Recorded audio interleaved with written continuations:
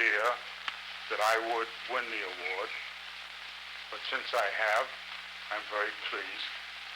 If I had not won it, I would congratulate whoever won it. I work on a new book always. Nobel Prize-winning novelist Ernest Hemingway died in 1960, yet the popular fascination with the man remains almost as great as when he was alive. In Key West, Florida, a constant stream of visitors come to the Hemingway home in which he wrote most of his books. The house is 124 years old. It was built in 1849 to 51 by Asa Tift, who was in the shipping business here. It was the first house that Ernest Hemingway ever owned, and he lived here in Key West as a resident from 1928 to 40 with his second wife, Pauline, and their 2 boys. In Key West, Hemingway went from unknown stranger to world-renowned novelist and personality. Although he lived and worked in France, Spain, Africa, and Cuba, he always returned to this relaxed and unassuming village by the sea. It was a fitting place for Hemingway to work. No one made a big fuss about him here, and of course, he was never far from his favorite recreation, fishing. Among the residents of Key West, Hemingway found lasting friends, many who still live here. Friends like Toby Bruce.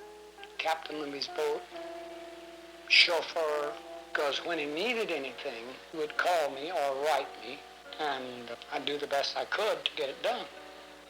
Well, he first came here, I believe, in 1928, and he had always loved to fish.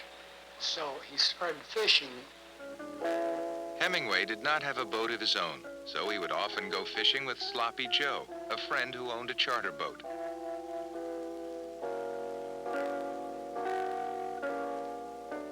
When he got his first royalty for Whom the Bell Tolled, he took it to the bank and the president wouldn't cash it. So he came back to the bar and was telling my father about it, and my father says, well, I'll cash it for you. And so he told the president of the bank he didn't have to do business with him. He did business with Sloppy Joe's, his own bank. Hemingway would bicycle to Sloppy Joe's bar every afternoon after writing and stay a while with the old and new customers, many of whom later wound up in his books. This is where Ernest Hemingway did most of his writing. He wrote all but 3 of his stories up here. This is the table he wrote on. He wrote longhand, hunting pictures and made in Africa on the first safari. There's Charlie Thompson. He was his closest friend here, and he's still around. He was on the first safari, and he was Carl in the green hills of Africa. He was fishing on the bridges, and a friend of mine saw him and said, I know a fellow that likes to fish. So he sent him down to the store, and he came in, and we started talking fishing. I came back home that afternoon and said, honey, I met a guy today who claims he's a writer. I think Ernest was the main thing. His whole life was writing. Nothing else counted but writing. His friends, people, family, or anything, if they interfered with his writing, why, they were secondary. He would go on the dock and talk with the fishermen and down around the ways with the people that got sponges, and he'd like to fish off the bridges, and he'd talk to anybody that came along. Hemingway was and remains the people's writer.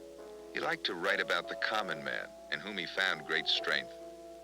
Maybe that's why so many people identify with his novels and him. He showed me how to box, how to hold my hand and everything, and he would box and train with me.